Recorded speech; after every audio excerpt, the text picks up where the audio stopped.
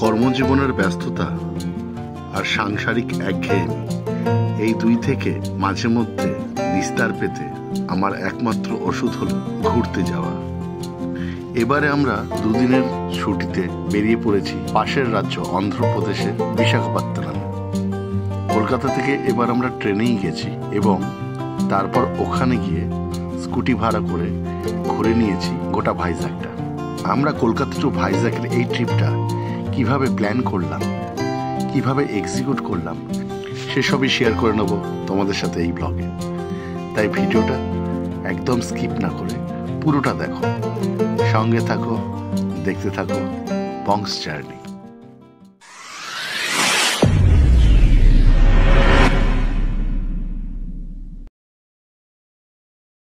তো ফ্রেন্ডস, আমরা এখন রয়েছি সাঁতরাগাছি স্টেশনে। এবারে আমাদের গন্তব্য হলো অন্ধ্রপ্রদেশ রাইড করব বলছি, অথচ ট্রেনে যাচ্ছি কেন সবটাই জানতে পারবে।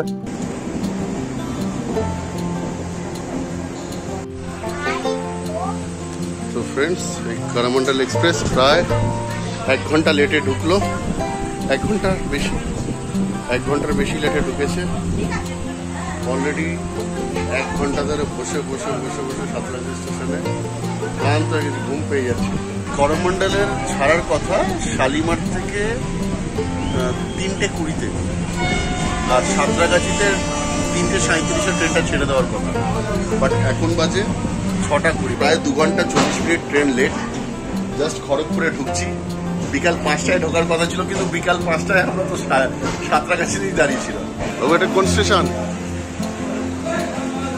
ঘুম হলো এক ঘুম। এরপর যখন আমরা ছত্তিশগড় কোরাপুট গেছিলাম, তখন সম্বলেশ্বরী এক্সপ্রেসে কোনো পেন্ট্রি কার্ড ছিল না, আর সেরকমভাবে খাওয়ার প্রিপারেশন হয়নি। তো প্রতিটা স্টেশন নেবে কোথায় কি খাবার পাওয়া যাচ্ছিল তার জন্য দৌড়াতে হচ্ছিল। কিন্তু এবারে সময় পেয়েছে, গিন্নি ঘর থেকে রান্নাই করে এনেছে। কি রান্না করে এনেছে আমাকে খুলতে দেয়নি, সব প্যাক করে ঢুকিয়ে দিয়েছে। জানি না, এটা খাওয়ার সময় জানতে পারবো। আমার জন্য সারপ্রাইজ রয়েছে। অলরেডি নিজেই খাওয়া শুরু করে দিয়েছে। কি খাচ্ছ? হ্যাঁ, চিকেন বিরিয়ানি। আরে বাহ, বিরিয়ানি চলে এসছে রাত্রিবেলা। তো আমি এখন খাবো না, আমি এখন আপাতত মশলা মুড়ি খড়গপুরে ওটাই খাচ্ছি। আমি একটু রাত করে খাবো। ভালো আছে। Good morning friends. ট্রেন প্রায় 3 ঘন্টা লেটেই যাচ্ছি আমরা। 4:45-এ বিশাখাপত্তনম ঢোকার কথা ছিল, বাট এখন টাইম দেখাচ্ছে 7:30টায় ঢুকবো আমরা। তো 7:30 থেকে 7:45-এ ঢুকবো। চলো, চিয়ার্স।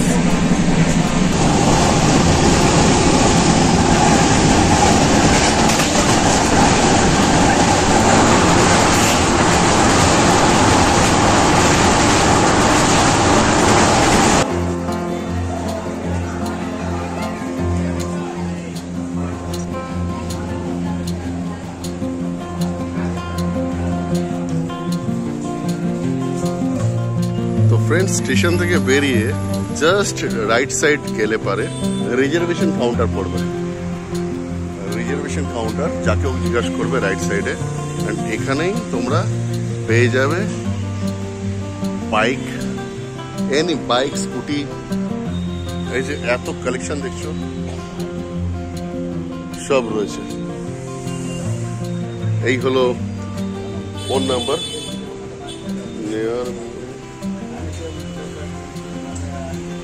আচ্ছা, এখানে আরাকুর ওখানে তোমরা যদি ক্যাম্পেনিং করে থাকতে চাও তো ওটাও করতে পারো। जैसे हम लोग देवमाली में गए थे, कोरापुट में, वहां पर भी टेंट। तो এই হলো इनादर ऑफिस। ह्यूज स्टॉक, मतलब रॉयल एनफील्ड या फिर ये कोई हिमालयन विलायन मांग लेगा तो वो भी मिल जाता है ना। मोटा मोटी ये यही रेट আছে। अच्छा, वीकली कोई लेगा तो उसमें थोड़ा सस्ता पड़ जाता है। वीकली ऑफर है ये वीकली ऑफर है। यही under catalogue. This is the phone number. It's a nice deal. আমি এসে কথা বললাম। আমরা যেটা করলাম, আমরা না স্কুটি নিলাম, কারণ ফ্যামিলি নিয়ে রয়েছি অ্যান্ড ছোটোখাটো টুকটাক জিনিসপত্র, হেলমেটটা একটু ক্যারি করার জন্য। নিজস্ব বাইক হলে পরে তো সব কিছু নেওয়া যায়, কারণ সেট আপ রয়েছে, ট্যাঙ্ক ব্যাগ, ব্যাগ সমস্ত না কিছু, কিন্তু এখানে তো আর অত কিছু নিয়ে আসা যায় না। ওই জন্য স্কুটিটা প্রেফার করলাম, কারণ স্কুটির ভেতরে যে বুট স্পেসটা রয়েছে ওটা আমাদের জন্য ভীষণ দরকার। পার ডে 600 টাকা করে পড়লো, ঠিক আছে। কন্ডিশন ঠিকঠাকই লাগলো, এবার চালালে বুঝতে পারবো।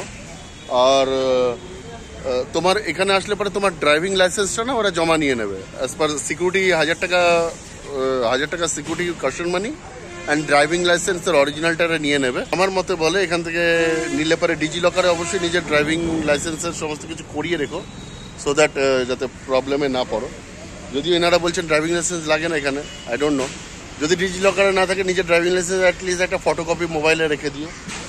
আর এখান থেকে গাড়ির কোনো পেপার ডকুমেন্টস পাওয়া যাচ্ছে না, ওদের যে অথরাইজেশনের কথা বলছি, বাকি তো সব পরিবহনে পাওয়াই যায়। বাট এই গাড়িটা যে আমি ভাড়া নিয়েছি তার কোনো ডকুমেন্টস, তো এরা যে ফর্মটা ফিল আপ করা, ওর ছবিটা অতি অবশ্যই তুলে রেখে দেবে। That is only one suggestion, বাকি সব ঠিকই আছে। চলো এবার হোটেলে যাই। ট্রেন থেকে নেবে ফার্স্ট যেটা আমাদের কাজ ছিল, স্কুটিটা মানে আবার করে আমি কেন স্টেশনে যাবো, স্কুটির বন্দোবস্ত হয়ে গেছে, তো স্কুটি নিয়ে সোজা চলে এসেছি ওয়ান অ্যান্ড অনলি নিমন্ত্রণ ইন, একদম স্টেশনের গায়ে। এই হলো নিমন্ত্রণ ইন। আরে বাবা, শারদ শুভেচ্ছা। নিমন্ত্রণ ইনে ঢুকেই তোমার এখানে রিসেপশন, হোটেল, গাড়ি সমস্ত ইন্তজাম কামজাম হয়ে গেছে। এবার ঝট করে রুমে যাবো, ফ্রেশ হবো, বেরিয়ে পড়বো। এই লিফট থেকে জাস্ট উঠলাম, উঠে আমাদের রুম হলো 101। এই ঢুকলাম, ঢুকে সোজা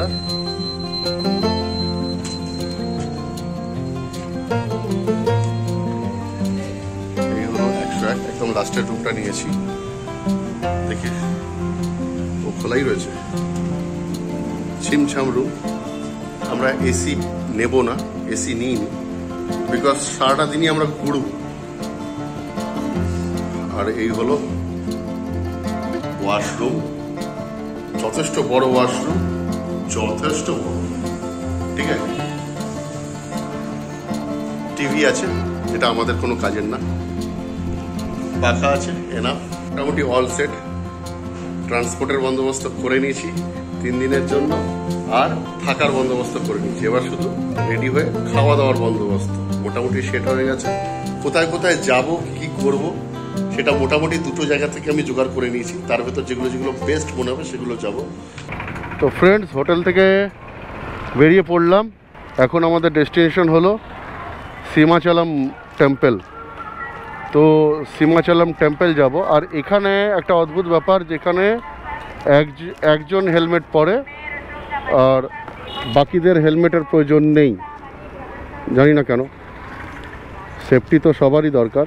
এনিওয়েজ, জৈসা দেশ ওয়সা ভেস। এখান থেকে দেখাচ্ছে টোটাল 20 কিলোমিটার সীমাচলম টেম্পল। আমরা হোটেল থেকে জাস্ট বেরোলাম, বেরিয়ে একটু ইডলি ধোসা টোসা, একদম হোটেলের সামনেই নিজস্ব রেস্টুরেন্ট রয়েছে, ইডলি ধোসা খেলাম। কি আর দেখাবো, সব প্রচণ্ড খিদে পেয়েছিল তাই খেয়ে নিয়েছি। যে কোনো জায়গায় গেলে পরেই যদি ওখানে খুব জাগ্রত কোনো মন্দির থাকে, তাহলে পরে আমরা আগে পুজোটাই দিই, তারপরে অন্যান্য প্ল্যান করি। আর আজকে যেহেতু ট্রেন জার্নি করে এসেছি, অতটা লেট সমস্ত কিছু রয়েছে, তো ভাইজ্যাকের একদম যে লোকাল ট্রিপ যেটা রয়েছে, লোকাল ট্যুর, মানে ঋষিকোন্ডা বিচ, মানে বিচ ধরে ধরে যেগুলো রয়েছে, ওইগুলো আজকে আর রাখিনি। ওগুলো কালকে রিল্যাক্স মোডে করব, সকাল থেকে বেরিয়ে। আজকে সোজা সীমাচলম টেম্পলে যাচ্ছি, আর তারপর সাউথের দিকের যে জায়গাগুলো রয়েছে সেইগুলো কমপ্লিট করব। বিশাখাপত্তনম মিউনিসিপ্যাল কর্পোরেশনকে ডান দিকে রেখে এগিয়ে যেতে হবে সোজা। আর এখানে কোথাও তো আমি ট্রাফিক পুলিশই দেখতে পাচ্ছি না, যে যেমন পারছে চালাচ্ছে।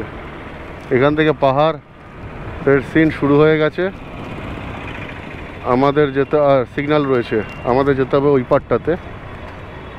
ওই পাটাতে গিয়ে এই টার্নটা নিয়ে নিতে হবে আমাদের, এই ব্রিজ।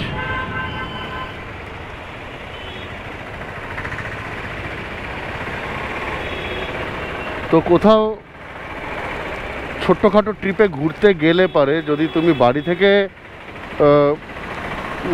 রাইড না করে আসো, কোনো একটা ডেস্টিনেশনে গিয়ে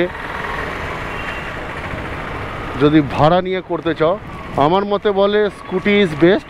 তবে এক একজনের জন্য এক এক রকম। স্কুটি এই কারণে আমার জন্য বেস্ট, কারণ প্রচুর গ্যাজেটস থাকে আমাদের সাথে যারা ব্লগ করি, তো ওগুলো ডিকিতে আরামসে থেকে যায়। বৃষ্টি হলেও একটা সেফটি ব্যাপার থাকে, গ্যাজেটসগুলো ভেতরে থেকে যায়। অথবা রেনকোট থাকলে ওটাও ক্যারি করে নেওয়া যায়, মানে ডিকি স্পেসটা পাওয়া যায়। আর ভাড়ার যে বাইকগুলো, সেগুলোতে তো তোমার ওরকম সমস্ত লাগেজ সেট আপ করা থাকে না। আর আমরা যারা রাইড করে অভ্যস্ত, বিভিন্ন ট্রিপ করে অভ্যস্ত, সব রকম অ্যারেঞ্জমেন্ট নিজেদের বাইকে করে রাখি, সেগুলো ভাড়ার বাইকে পাওয়া যায় না। ওই জন্য আমি স্কুটিটা প্রেফার করি, ছোট্টখাটো হলে পরে। জয় বজরংবলী, জয় হনুমান। তো এই যে কৈলাসগাড়ির রাস্তা ধরে আসলে পারে হনুমানের স্ট্যাচুটা দেখছো, এই হনুমানের স্ট্যাচুটা থেকে জাস্ট বাঁ দিকে পরপর দুটো রয়েছে, ফার্স্টটা ছেড়ে সেকেন্ড লেফটটা ধরে নেবে, একদম সোজা এবার সীমাচলম। আর কোনো ডান দিক বাঁ দিক কিচ্ছু নেই। বেসিক্যালি ফ্রেন্ডস, সীমাচলম যাওয়ার রাস্তাটা সত্যিই খুব সুন্দর, পুরো বিউটিতে ভর্তি, ন্যাচারাল বিউটিতে ভর্তি। আর রাস্তা এত পরিষ্কার, এত সুন্দর, আমরা কলকাতায় এরকম রাস্তা ভাবতেই পারি না যে একটা সিটির ভেতরে এরকম রাস্তা হতে পারে। খুবই সুন্দর রাস্তা, একদম পাহাড় এসে রাস্তায় মিশে গেছে। দেখো চারপাশটা, দারুণ লাগবে রাইড করে। জানি না এন্ট্রি ফিস কত রয়েছে, দেখা যাক। বাইক 10 টাকা, 10 টাকা এন্ট্রি ফিস। ওকে চলো, এখানে লেখাই রয়েছে বাইক 10 টাকা, বাইক 10 টাকা, গাড়ি 30 টাকা, টাটা ম্যাজিক বোলেরো 40 টাকা, বাস টাসে আসলে পরে 100 টাকা 200 টাকা। চলো 10 টাকার কুপন কেটে নিলাম বাইকের জন্য। এবার আমরা করব চড়াই। একজন বা দুজন যদি ঘুরতে আসো, সবসময় একটা কি হয় বলো তো, যে লোকাল সাইড সিনগুলো কি ভাড়া করব, গাড়ি ভাড়া করব, 4 জনের সিটিং বা 5 জনের সিটিং, 2 জনের জন্য সত্যি ভীষণ বাজেট বেড়ে যায়। কিন্তু এরকমভাবে যদি স্কুটি বা বাইক ভাড়া নিয়ে নাও, এর আগের বার আমরা যেমন ছত্তিশগড় কোরাপুটে গেছিলাম, তোমরা দেখেছো, ওখানেও আমরা একই জিনিস করেছিলাম। মানে ঘর থেকে যদি বাইক নিয়ে নাও আসতে চাও, গিয়ে ওখানে স্পটে ভাড়া করে নিলে পারে এরকমভাবে সুন্দর হবে। তেল ভরো আর নিজের মতো সুন্দরভাবে সারাদিনে একটাই জায়গায় যদি ঘুরতে যাও, একটা জায়গাতেই যাবো, কাউকে কোনো কৈফিয়ত দেওয়ার দরকার নেই। খালি একটু জেনে নেবে যে হোটেলে থাকবে বা যেখান থেকে নিচ্ছ, তাদের কাছ থেকে একটু রুট ম্যাপটা জেনে নেবে, যে কীভাবে করলে পরে সবটা কভার করা যায়, বা বেস্ট জায়গা লোকেশন কোনগুলো, সেইগুলো নিজের মতো করে ঘুরে নেওয়া, কোনো ঝঞ্ঝাটি নেই। হ্যাঁ, এটাই যে জায়গায় একটু পার্কিং দিতে হবে, তো সেটা তো দিতেই হবে বলো। সে তুমি যদি গাড়ি বুক করো, তার সেগুলোও কি বিনা পার্কিংয়ে যায়? সেই পার্কিংয়ের টাকাটা কি ওরা নিজে থেকে দেয়? তোমার কাছ থেকেই কেটে নেয়। সুন্দর লাগবে। ওয়েল, আস্তে আস্তে আমরা চড়াই করছি। দেখো বেন্ড ধরে কীভাবে উঠছি, এই উঠবো। ও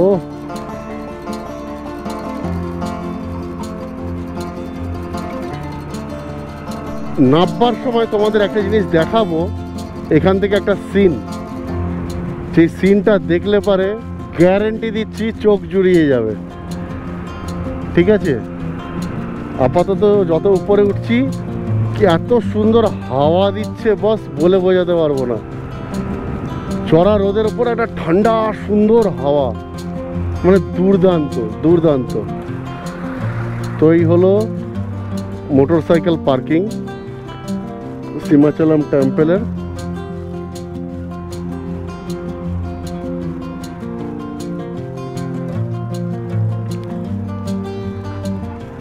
দেখছি কোথায় পার্কিং করা যায়। ফ্রেন্ডস, চলে এসেছি সীমাচলম টেম্পেলে। পরিস্থিতি অনেকটা অন্যরকম, আগে এরকম ছিল না। আমি 2010-এ যখন এসেছিলাম এতটাও ছিল না। এখানে সুন্দর সুন্দর করে করেছে। আমাদের স্কুটিটা ওখানে পার্ক করে দিয়েছি। এবার চলো ভেতরে যাওয়া যাক।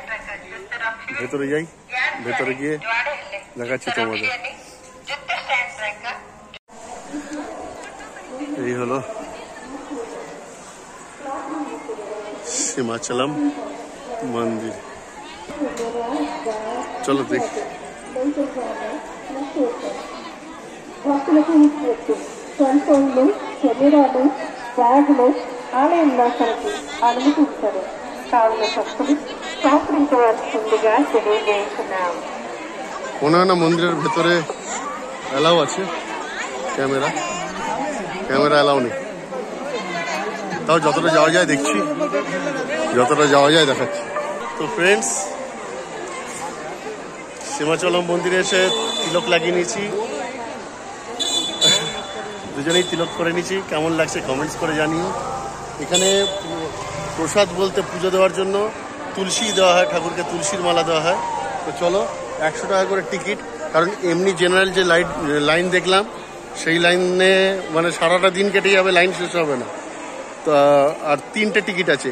100 টাকার টিকিট আছে যেটা অল্প লাইন, আর 300 টাকার টিকিট আছে যেটা একদম ভিআইপি, মানে যাবে পুজো দেবে বেরিয়ে যাবে। তো অতটাও ভিআইপি না। 100 টাকার টিকিট আধ ঘন্টা মতো লাগবে, ওটাই কেটে নিচ্ছি আপাতত।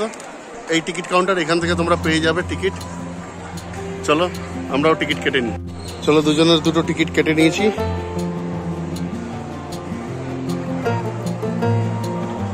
এবার যাই। এবার আমাদের ওই টিকিটটা এইখানে জমা করে ঢুকতে হবে।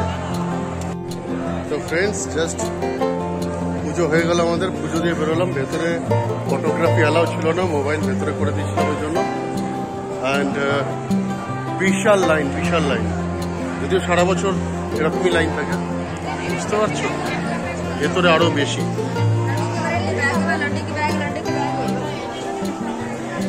তো এই হলো সিস্টেম এখানে।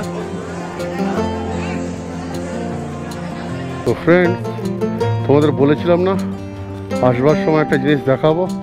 সীমাচলম মন্দির থেকে ফেরার পথে এই দেখো সেই জায়গাটা আমার বাঁ দিকে।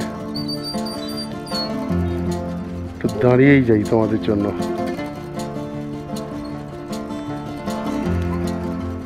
এই দেখো, দেখেছো?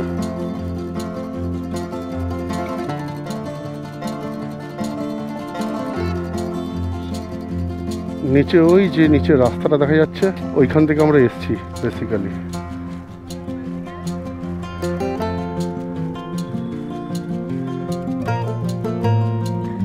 কি অপূর্ব দৃশ্য। এবার আমাদের গন্তব্য হলো ইয়ারাদা বিচ।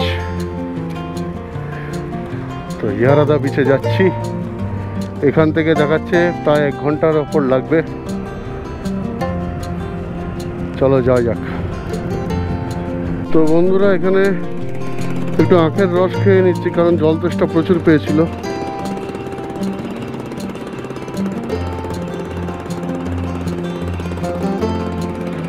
বিশাল গরম, উপরে একটু বেশ আরামদায়ক ওয়েদার ছিল, কিন্তু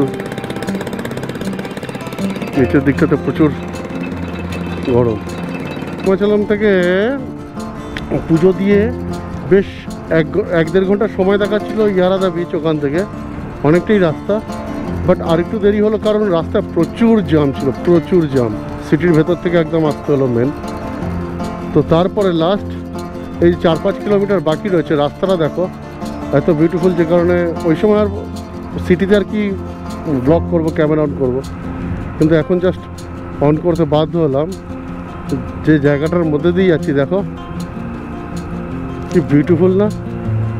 একদম পাহাড়ের ঘাটের মধ্যে দিয়ে আমরা যাচ্ছি। গড়পঞ্চকোটের পেছন দিয়ে আমরা যখন পাঞ্চেত ড্যামের দিকে যাচ্ছিলাম, ওই জায়গাটাতে এরকম রোড পেয়েছিলাম, একদম ঘাটির মধ্যে দিয়ে।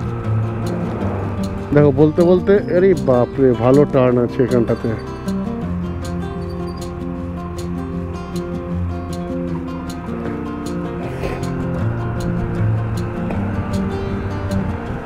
এই যে বীজটা, এটা একটা পাহাড়কে টপকে ওই পারে গিয়ে নামতে হবে, তবে গিয়ে বীজটা।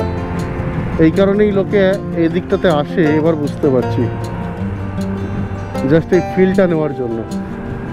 মানে নর্মাল স্ট্রেট কোনো রাস্তা নেই, মাঝখানে একটা পাহাড় আছে, পাহাড়টাকে তোমার টপকাতে হবে ওই বিচে যেতে গেলে পরে। দেখো দুপাশের দুটো গাছগুলো একে অপরের সাথে জুড়ে মাথার উপর চাঁদোয়া করে দিয়েছে। আমার মনে হয় এই পাহাড়টাকেই ডেঙালাম আমরা, সামনে যেটা দেখছো না ওটাকেই ডিঙিয়ে আসছি আমরা। ও বিউটি বন্ধুরা, ঝলক দেখতে পেয়ে গেছি। তোমাদের কিভাবে দেখাই, এই উপর থেকে না দেখালে পরে সবটাই বৃথা। দাঁড়াও দেখছি, পেয়েছি। দেখো সিন, দেখো সিন, দেখেছো? নীল বঙ্গোপসাগর, ওইখানটা বোধহয় বীজটা।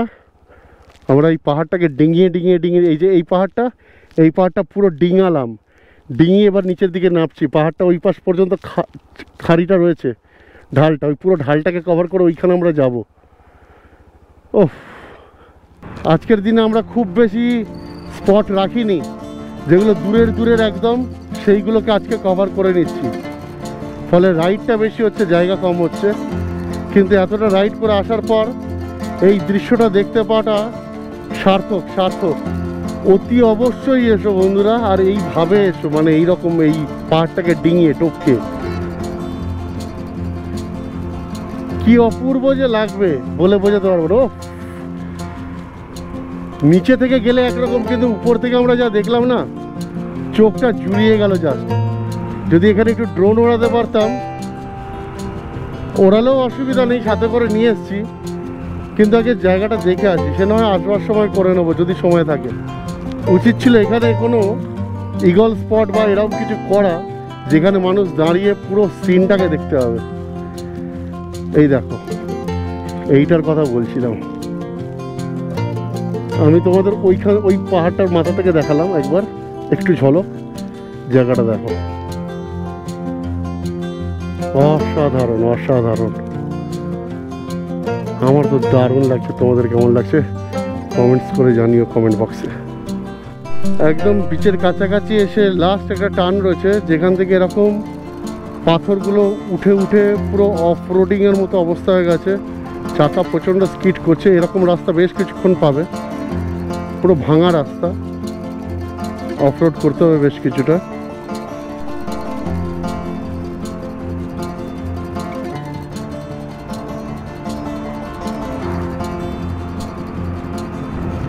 এই এসে গেছি বন্ধুরা, এই হলো বন্ধুরা বিচ।